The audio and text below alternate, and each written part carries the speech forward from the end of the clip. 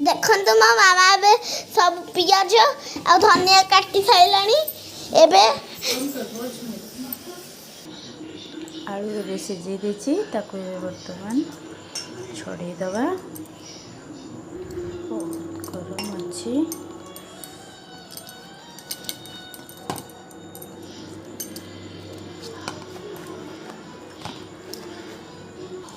ଏବେ ମୋର ଆଳୁ ଛଡ଼ା କମ୍ପ୍ଲିଟ୍ ହୋଇଗଲା।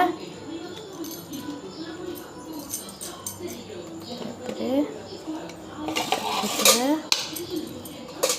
ପିଆଜ,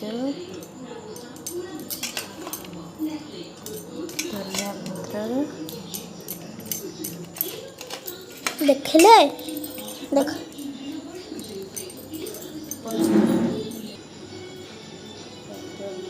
ଲୁଣ ଲୁଣ ପକେଇଦେଲେ